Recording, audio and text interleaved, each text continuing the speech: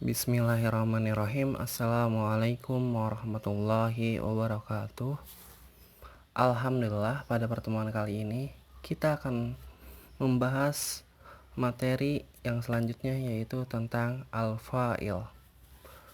Pada pembahasan kali ini kita akan membahas tentang pengertian fa'il, macam-macamnya, hukum-hukumnya, dan contoh-contohnya. Mari kita mulai sesi kali ini dengan membaca basmalah. Bismillahirrahmanirrahim. Kita mulai pembahasan kali ini dari pengertian al-fa'il. Ta'rifuhu, pengertiannya, nyahnya itu kembali ke fa'il. Al-fa'ilu huwa al-musnadu ilaihi ba'da fi'lin tamin ma'lumin au shibhihi.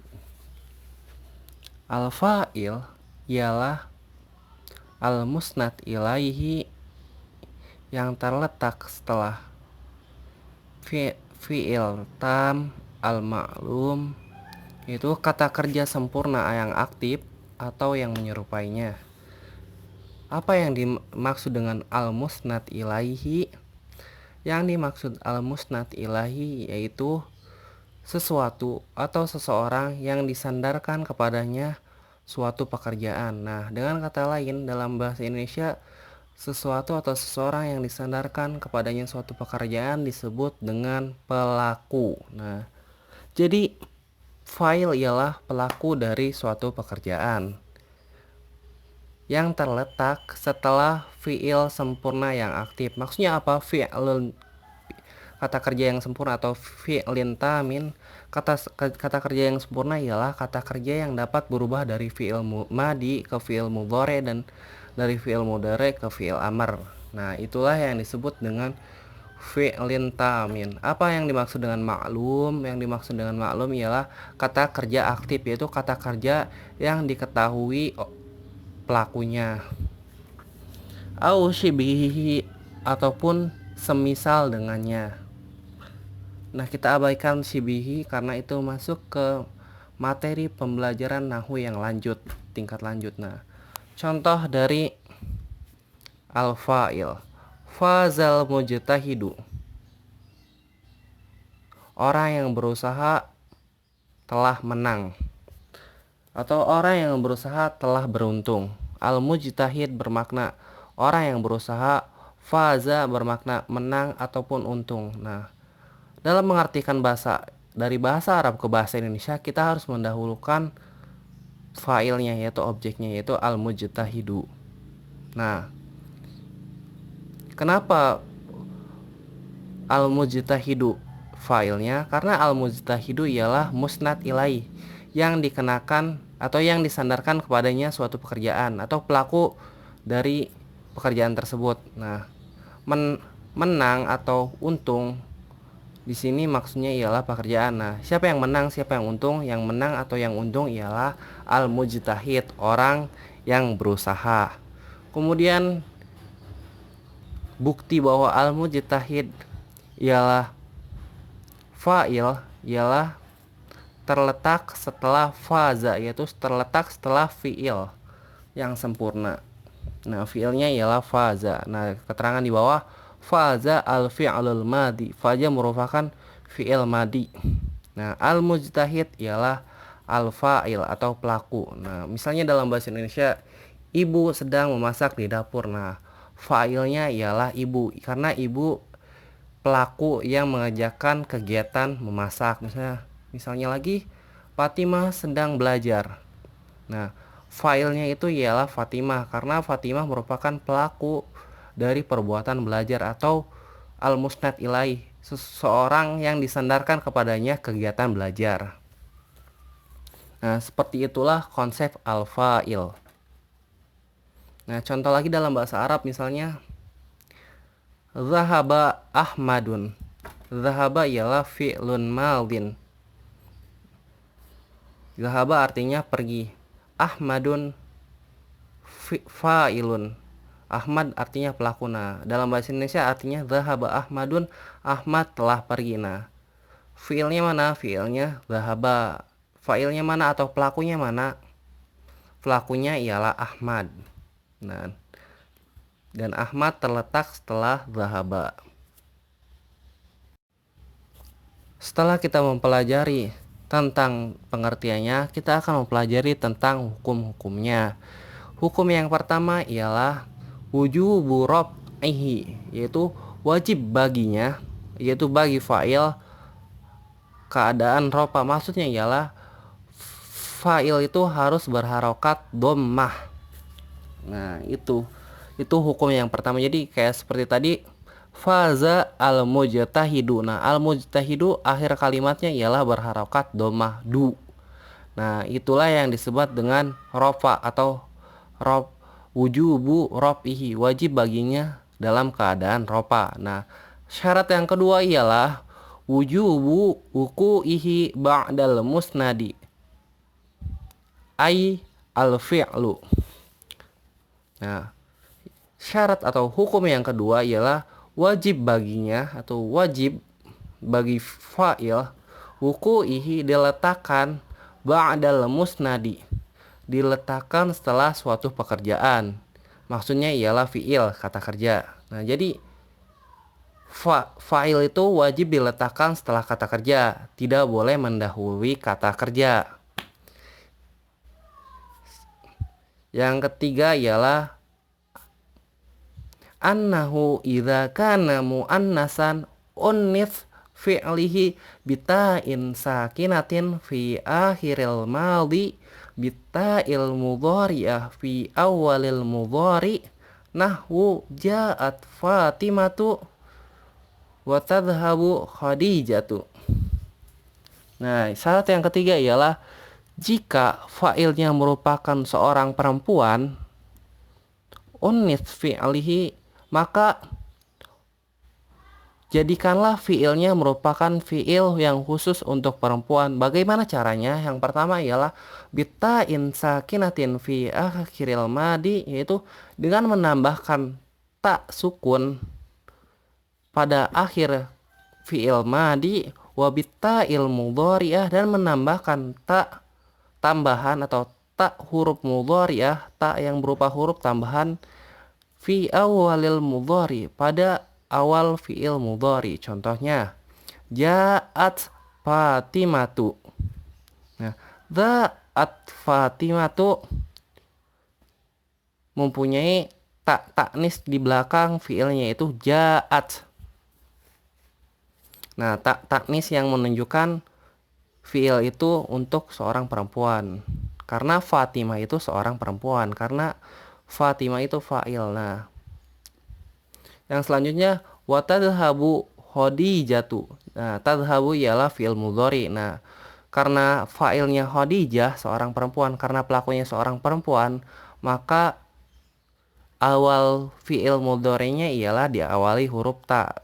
Kan sebenarnya yadhhaba yadhhabu. Nah, karena dia fa'ilnya seorang perempuan, maka diganti menjadi tadhhabu. Nah, ini dipelajari dalam tasrif lugawi fi'il madi dan fi'il mudhari. Nah, ketiga syarat ini harus dipenuhi. Nah, di dalam contoh yang saya berikan, tiga syarat ini terpenuhi. Yang pertama, dha'at Fatimatu. Nah, pelakunya kan Fatimah. Fatimah artinya Fatimah telah tiba. Nah, al-musnad atau pekerjaannya ialah ja'a, tiba. Nah, fa'ilnya ialah Fatimatu. Nah, yang pertama, keadaan pertamanya wajib baginya rofa atau dalam keadaan dhammah. Nah, Fatimatu ujung katanya berharokat dhammah. Nah, syarat pertama terpenuhi.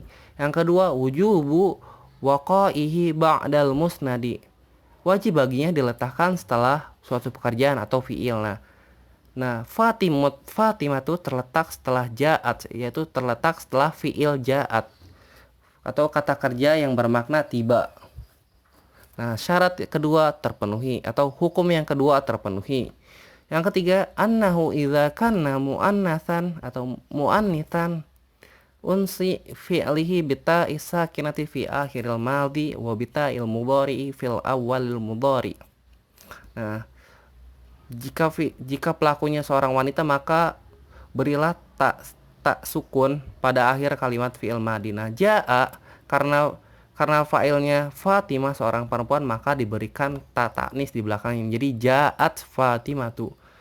Yadhhabu, karena fa'ilnya seorang perempuan yaitu Khadijah, maka dia diubah huruf awalnya menjadi ta, tadhhabu Khadijatu.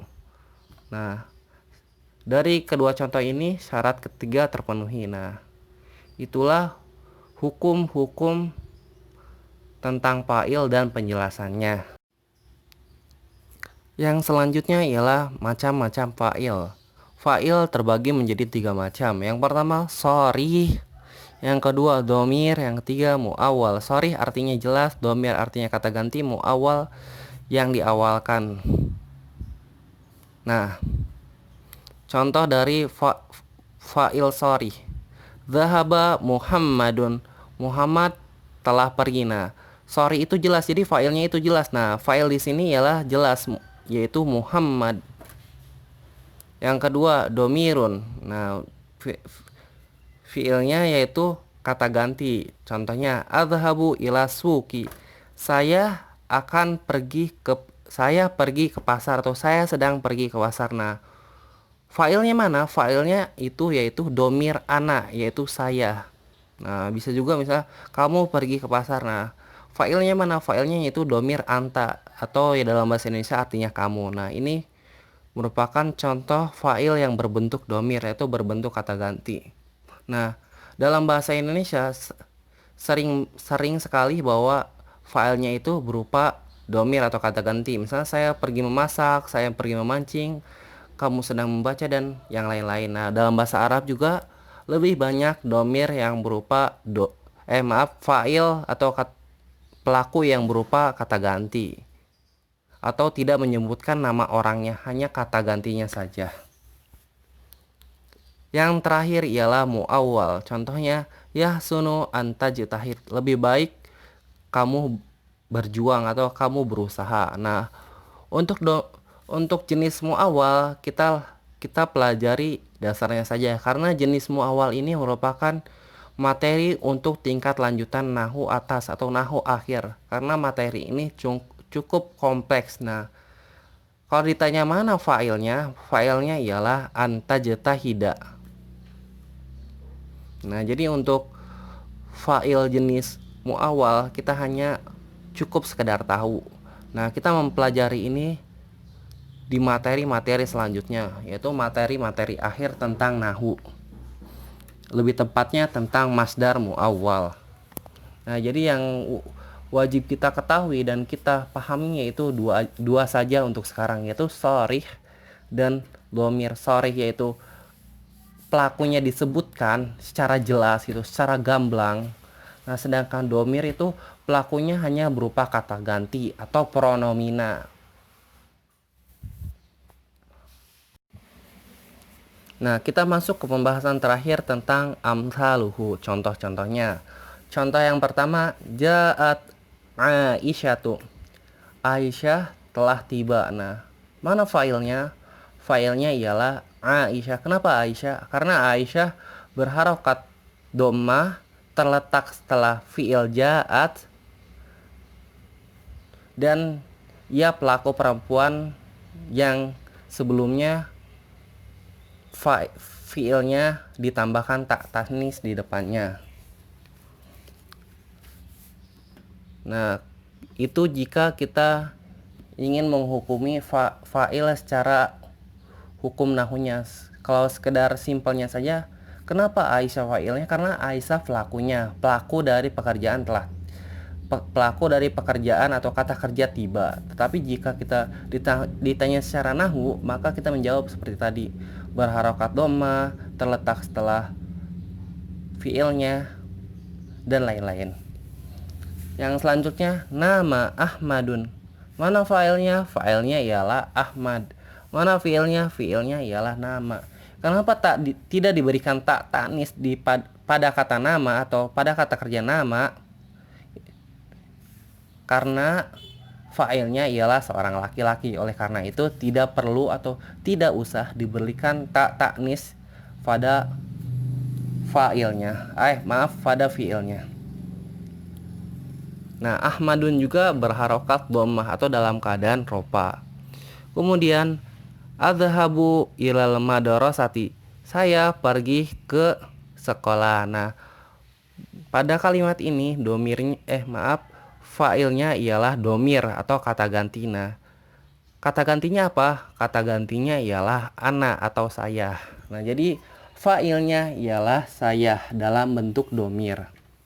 Kemudian naktubu ad-darsa. Kami sedang menulis pelajaran. Nah, pelakunya siapa? Pelakunya ialah domir kami atau domir nahnu atau dalam bahasa Indonesia kata ganti untuk kami atau kita. Kemudian yang selanjutnya yaitu contoh yang terakhir ialah yajibu an ta'mala. Nah, ini merupakan contoh dari penggunaan fa'il mu'awwal. Nah, mana fa'ilnya? Fa'ilnya ialah an ta'mala. Artinya apa? Yajibu an ta'mala itu artinya apa? Artinya kamu harus bekerja. Yajibu artinya harus atau wajib. Ta'mala atau amala ya'malu artinya bekerja. Nah, seperti itulah contoh-contoh dari al-fa'il, yaitu pelaku dari suatu pekerjaan, dan penjelasan mengenainya. Mungkin sekian dari saya tentang penyampaian materi al-fa'il dan beserta